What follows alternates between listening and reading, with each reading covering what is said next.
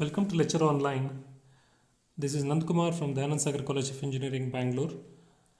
Today we will solve a numerical on the velocity and acceleration of a 4-bar chain which has got a configuration like this.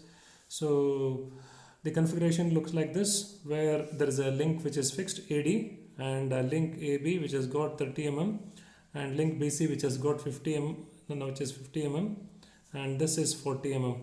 So with these three links in this configuration and this AB at an angle of 45 degree with respect to AD, with this configuration I am supposed to find the velocities of, the angular acceleration of each of these points B and C, and also the angular accelerations of the links B, C and CD, and the velocities of the point, the accelerations of the point B and C.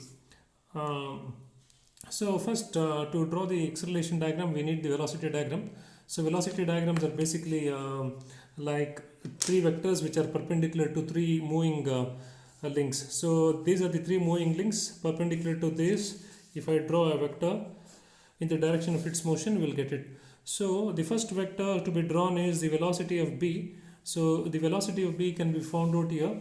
So velocity of B is nothing but the radius 30 mm multiplied by angular velocity. In this problem, the angular velocity and the angular accelerations are both given. So angular velocity is given as omega is equal to 10 radians per second. Angular acceleration is given as 15 radians per second square for this link. So by taking the angular velocity value 30 mm into angular velocity, we get it as 300 mm per second. So 300 mm per second is too large a value to draw on a velocity diagram. So we'll divide it by 5 and we get it as 60 mm. So whatever I am drawing here is with respect to 5:1. That means I am reducing it by whatever is not the actual value to a value with by almost 5 times, by 5 times.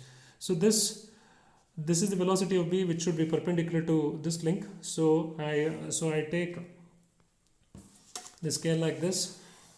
So I take a scale like this and then draw a perpendicular from a point from a reference point AD which has got 0 velocity. Then I draw it and I take this length to be 6 centimeters.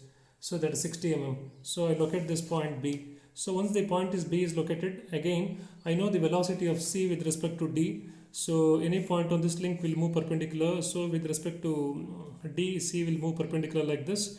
So the vector for this C will be perpendicular. So I can actually have a roller scale and I can move it like this, and from the point of the 0 velocity, because this is with respect to the 0 velocity D, so I am starting the vector here at D. So now I can draw a vector here and leave it, because I know only the direction, but I don't know the magnitude. Again, C is a common point on both CD and BC, and therefore C moves perpendicular to this BC link when considered on B, and therefore the velocity of B is known. So perpendicular to this, if I hold a scale, roller scale, and if I move, I get a vector like this. So from B I draw a vector where these two perpendiculars meet. I get the location of C. So once I get the location of C, so the velocity of B is already known by calculation, 300 mm per second, and the velocity of C is it is getting as 26 mm or 28 mm. 28 mm multiplied by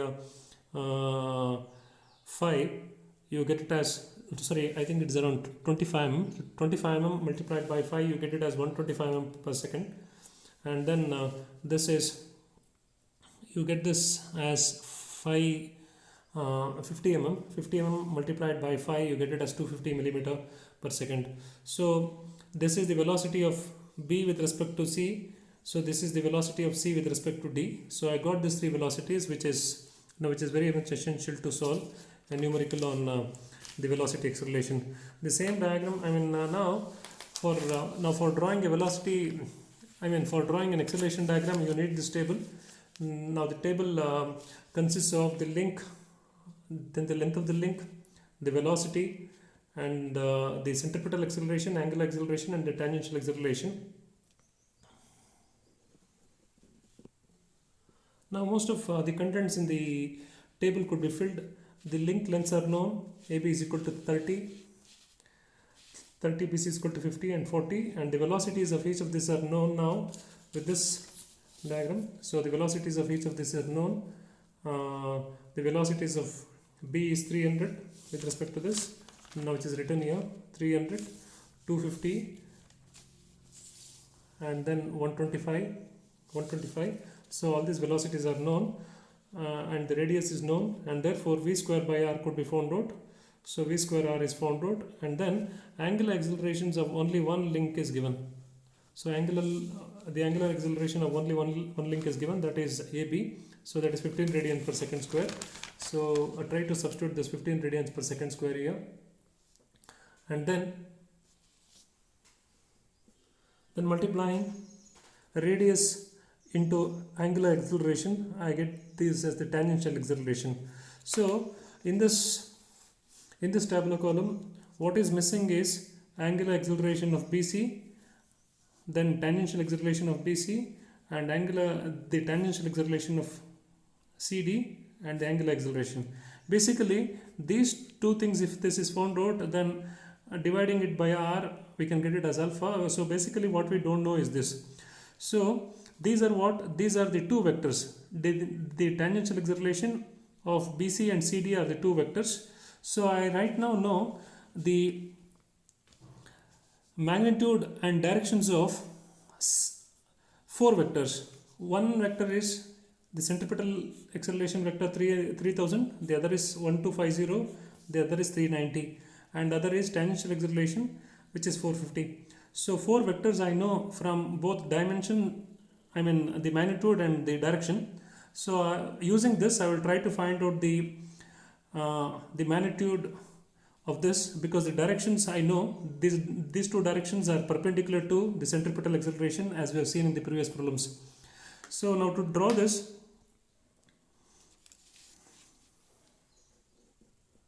now we know that the centripetal accelerations are always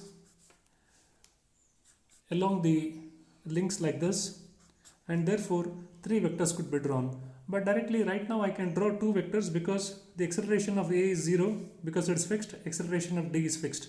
So let us start with a point here, A1 D1, which has got 0 velocity. I can also mark it as 0 here. So which has got 0 acceleration. Now starting from this point, now the centripetal acceleration can be drawn by simply drawing a vector in the direction of the link. So parallel to this AB, I move with the roller scale and draw a vector. Once I draw a vector, and the vector magnitude should be proportional to what is shown here. The centripetal acceleration is shown as 3000. I will not be able to take it as 3000. So I need to take a suitable scale here. The suitable scale that I can take is 3000 divided by 25, which I get as 120 mm.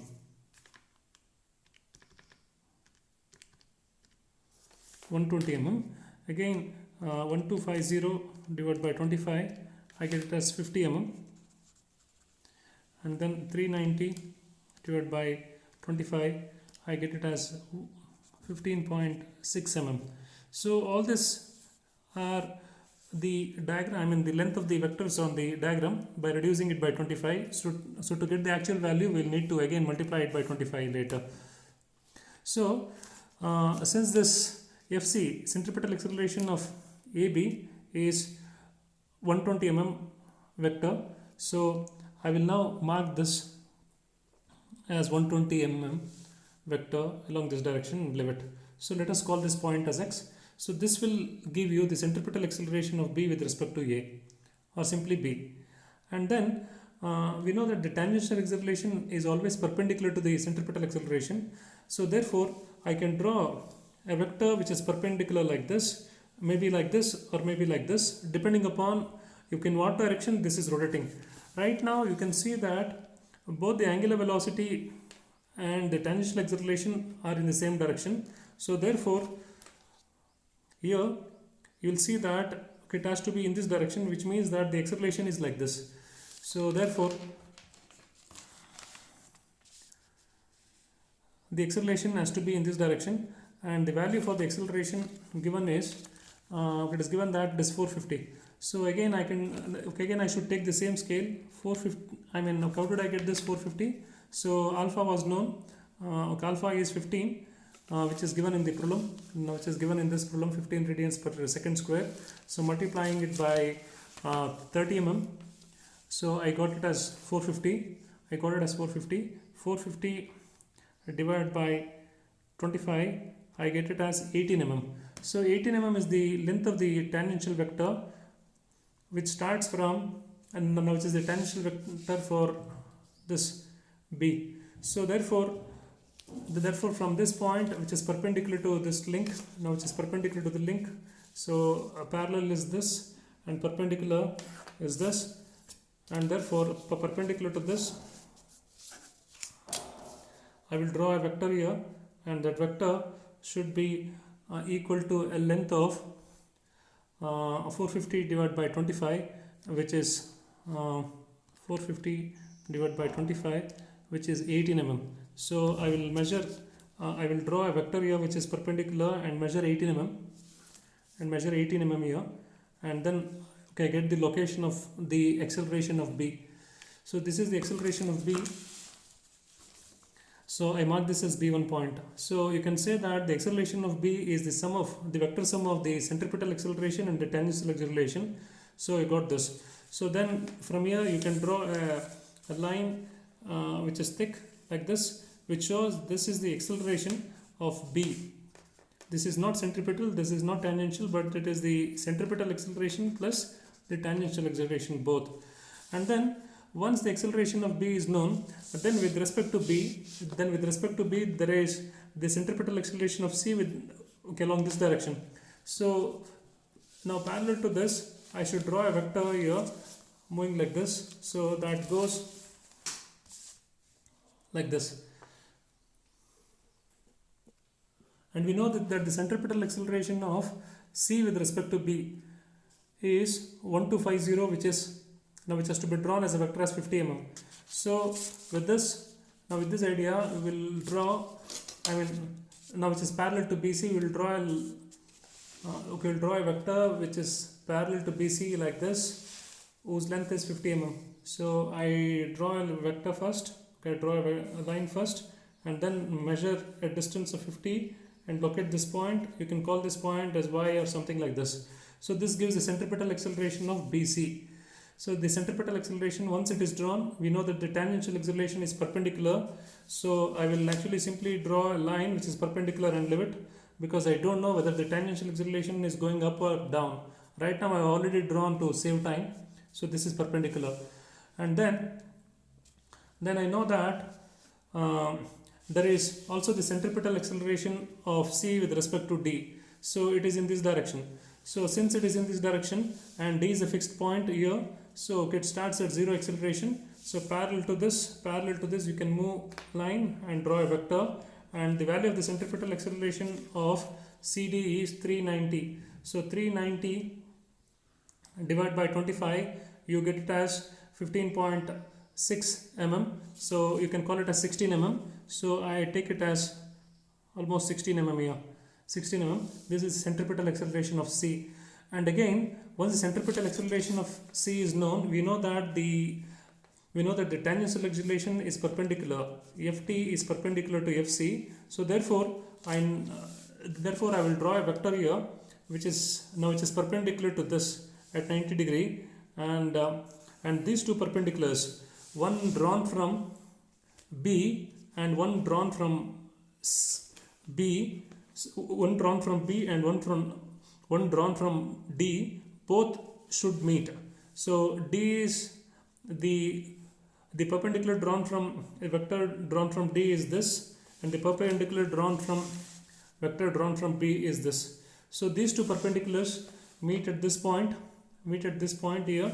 So by drawing a perpendicular, if this perpendicular goes, it is not going to meet any vector. If this perpendicular goes down, this is not going to meet any vector. So when these two perpendiculars meet, So this is the location of C, because the C was a common point between CD and BC, and therefore you got this the acceleration, the final acceleration of C. So this point, so by simply drawing a line like this, simply by drawing a line like this, this actually will give you, this line will give you the acceleration of the total acceleration of C, which is the sum of the centripetal acceleration plus the tangential accelerations.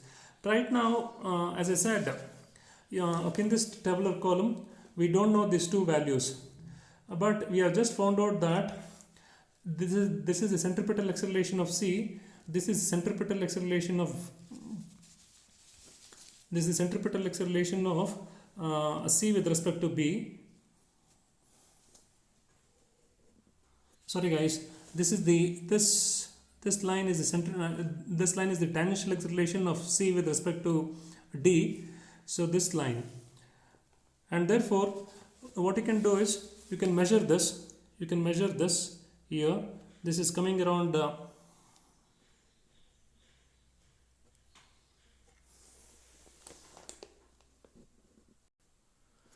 This is almost coming around 150 mm. So 150 mm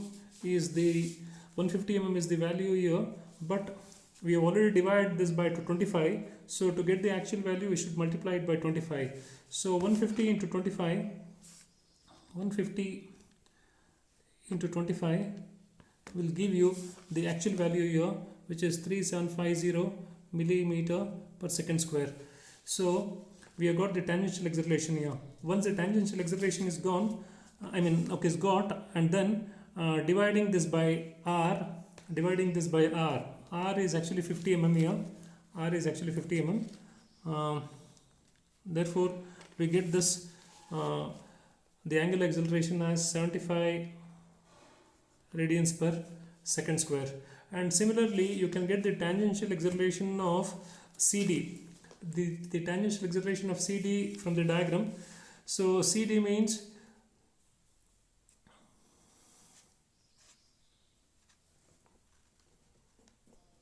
sorry guys, just I made a mistake. So this is what I just measured is the tangential acceleration of CD, which should have actually gone for this. So this value I will write it here. This value I will write it here because when I measured this, this is the tangential acceleration. This is the tangential acceleration of C with respect to D. D is this. So this is the tangential acceleration of C with respect to D. So okay, instead of writing it here, okay, I've written it here, and therefore all the values are. So here I have made again a mistake here. So that is, this value is wrong. Let me write this once more here. That is 150 mm was right. 150 mm into 25 was right. So that is 37150 millimeter per second square. But this has to be divided not by 50. This has to be divided by 3750 has to be divided by 40, not 50. So divide by 40. I get this as 93.75 radians per second square. So now this value of tangential acceleration of B with respect to C is got here. So I'll measure this. I got this as 50 mm. So 50 mm is the actual value. 50 mm is the actual value multiplied by 25. 50 mm multiplied by 25. I get this as 1250. So 1250 millimeter per second square is the value. And then if I got the angular acceleration, this has to be divided by the radius, which is 50. So this has to be divided by radius, which is 50. So I get this as 25 radians per second square. So this is 25 radians per second square. So I got the tangential acceleration and the angular accelerations. So in this way you can actually find out the tangential accelerations and the angular accelerations. And if any point is asked here, suppose if they want the actual acceleration of the midpoint of CD, then where do you find? So this is D, this is C, the midpoint of the acceleration is this. So you just need to measure this, which is the half of this vector length. So vector length multiplied by 25 would give you the actual accelerations. Okay, in that way you can solve the problems. So I hope you understood this. Thank you.